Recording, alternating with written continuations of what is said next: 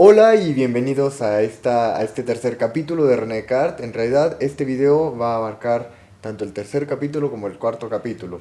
Bueno, este tercer capítulo en realidad no ofrece pues gran dificultad. De lo que nos va a hablar aquí es de qué hacer mientras estamos en la duda. Recordemos un poco el capítulo anterior.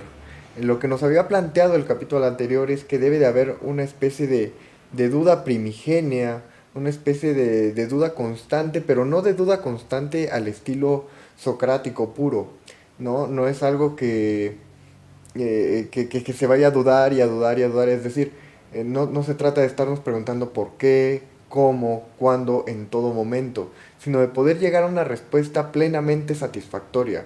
Y para llegar a esa respuesta plenamente satisfactoria debe de haber pues un organismo, que en este caso es la razón, que nos diga, bueno, un porqué válido, por lo menos sólido. Que si hay algo más anterior, es decir, si hay una respuesta ulterior a esa, pues también existe, también es válida. Y es válido preguntarse por qué, pero ya no hay que volvernos a preguntar por qué de las cosas que ya sabemos. Eso es en resumen el capítulo anterior. Muy bien, veamos pues que una persona que creía saber mucho, que vivía pues en una ciudad, que había curanderos, que había pues especie de políticos o retóricos que decían saber algo, pero que en realidad, como no hay forma de saber si eso es verdad o no, recordemos de nuevo el capítulo 2 no hay una forma de decir si sí o si no, la única forma es a través de la duda. Entonces dudamos de eso que dice. Una vez dudando de lo que se dice, ¿qué es lo que hacemos?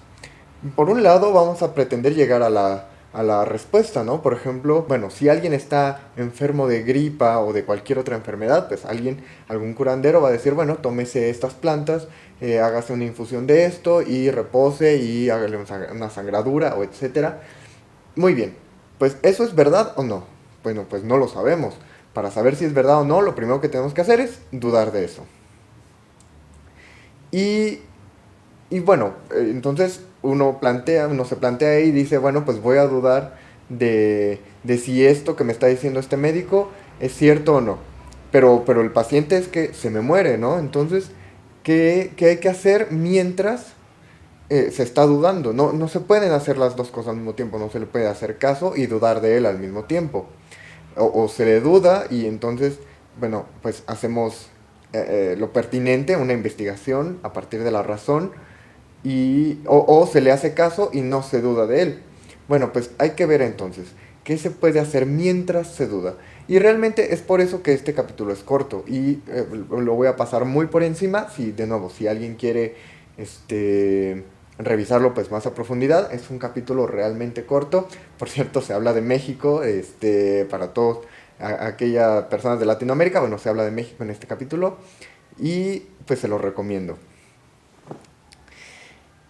Son cuatro máximas, se nombran cuatro máximas, que yo realmente voy a decir tres, porque al final dos se combinan. Entonces, son tres máximas de lo que se debe de hacer mientras se está dudando. Es un poco paradójico, pero bueno, ya veremos cómo se desarrolla. Muy bien, lo primero que tenemos que hacer, o lo primero que aquel que duda debe de hacer, es seguir las normas y las leyes que hay en su país y para él mismo y su propia religión y tal. Es decir, que si nosotros dudamos de, por ejemplo, la posición política de alguien en el gobierno, pues no vamos a desentendernos de todo lo concerniente a ese gobierno o a esa institución política. No se puede. Lo que tenemos que hacer es seguir las leyes. Ese sería el primer precepto. Lo mismo, por ejemplo, para la medicina. Hay leyes al interior de la medicina que no pueden omitirse en este momento y en el momento anterior. Aunque estas leyes y aunque estas formas institucionales, leyes en sí, no estén racionalizadas, no estén bien pensadas, pues hay que seguirlas en principio. Y es un principio de conveniencia. Primero porque es algo que pues más o menos funciona ahí, que es lo que hay.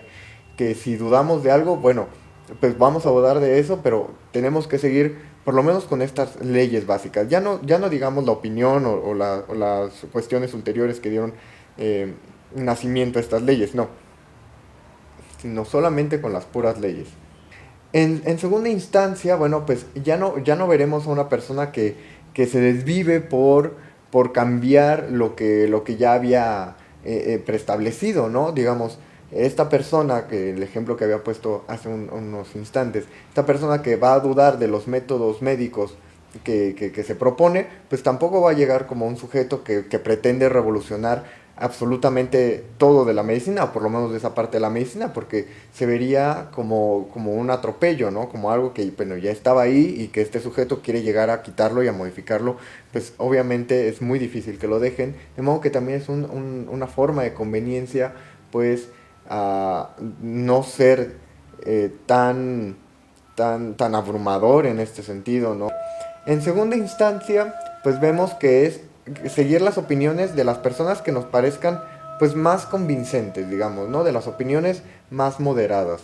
Si nosotros pretendemos ser un poco radicales a la hora de investigar ciertas cosas, bueno, pues vamos a creerle entonces a las personas que no están radicalizadas, ni que dicen sí con todo, ni que dicen no con todo, y entonces nos ponemos en una posición moderada.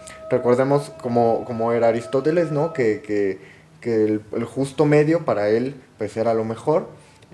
Para lo mismo va a decir aquí Aristóteles, ¿no? Si vamos a intentar, bueno, si queremos cambiar una opinión, si queremos creernos una opinión, bueno, pues tenemos que posicionarnos primero pues moderadamente, aunque nuestra investigación vaya a continuar. Odio a los del gas. Bueno, llegamos aquí a una primera paradoja, ¿no? Si nos vamos a guiar por lo más sensato, por la opinión más sensata, pues habría que preguntarnos, ¿qué lleva a una persona a opinar sensatamente, si no es la razón? ¿Qué otra cosa podría llevar a una persona a pensar con sensatez, si no es la razón? Bueno, pues si estamos dudando de esta opinión a base de la razón, ¿a quién nos tenemos que acoger? Hay ahí una pequeña contradicción, ¿no? Si nos vamos a guiar provisoriamente por una opinión que no está basada en la razón, forzosamente tendría que ser insensata.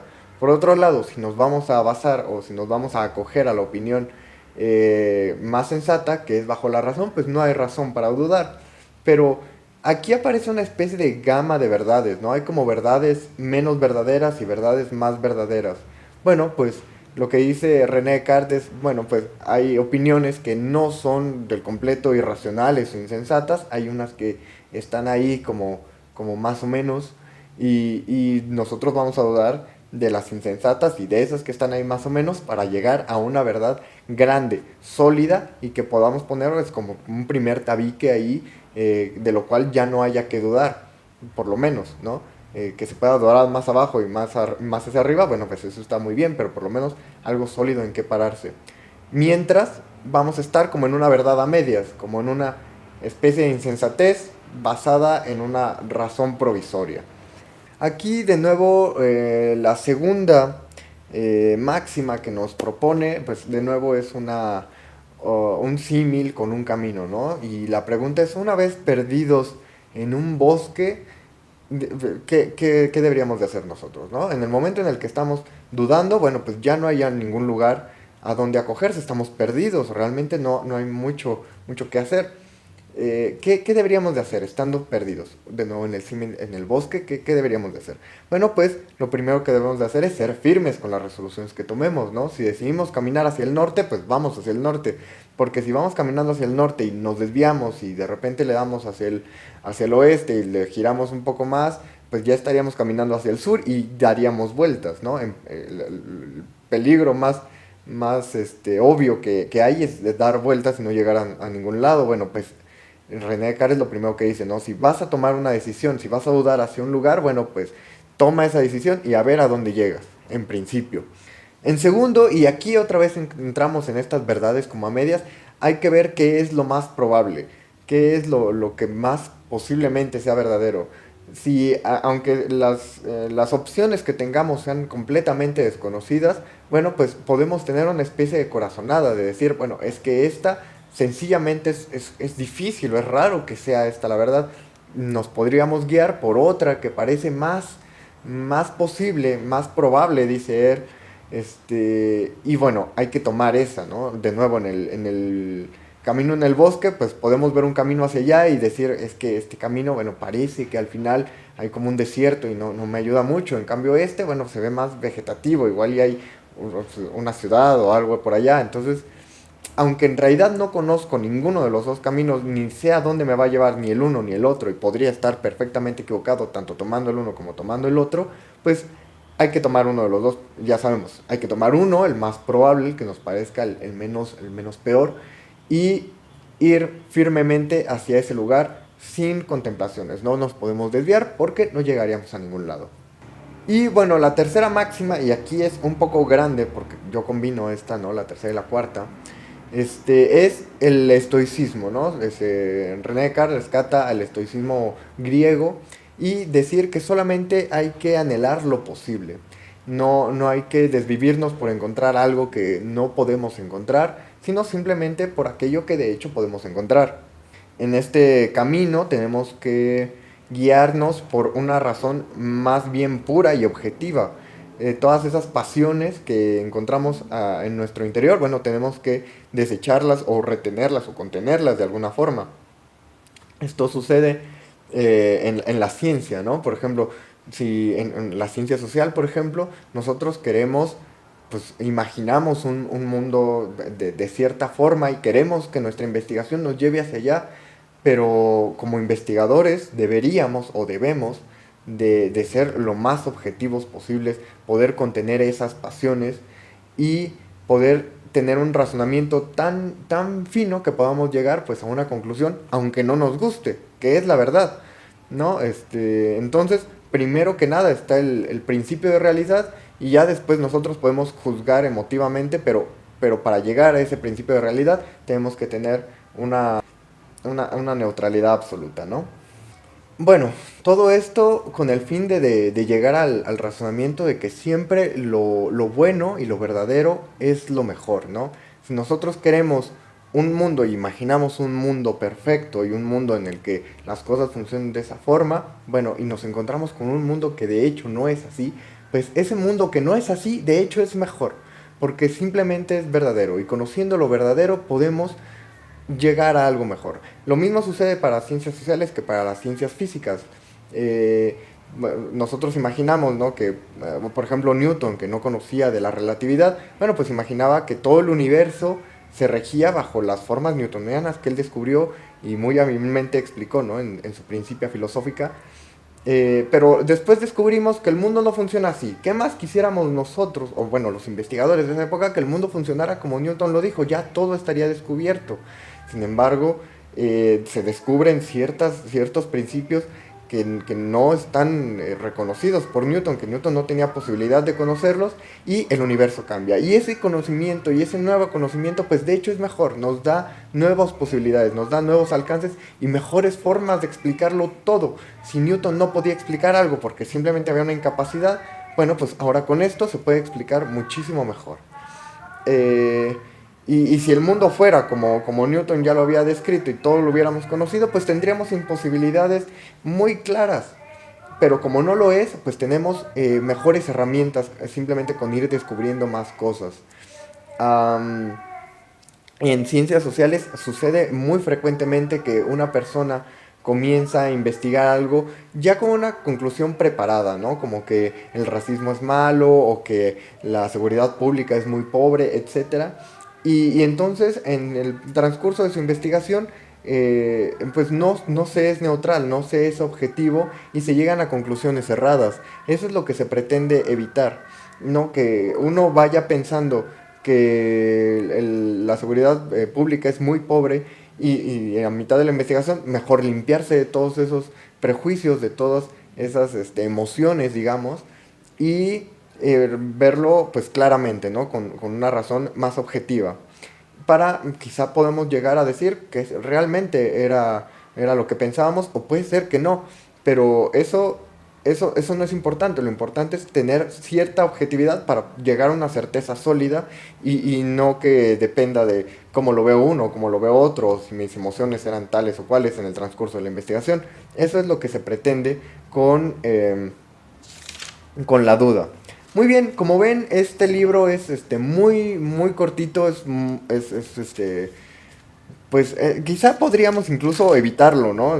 La verdad es que no es como que aporte mucho. La pregunta es, bueno, ¿qué hacemos mientras dudamos? Y esto es, después, mucha gente después lo va a retomar, ¿no? Esto de la objetividad, por ejemplo, lo veremos en varias ramas filosóficas, sociales, e incluso de áreas de física, de química, aunque muy poco, porque pues esas áreas no se preocupan tanto por esto, pero lo veremos después. Y también esto de a qué nos deberíamos de acoger mientras estamos dudando, pues también es otra forma, ¿no? Así vamos a comenzar con la cuarta parte, pues en este video.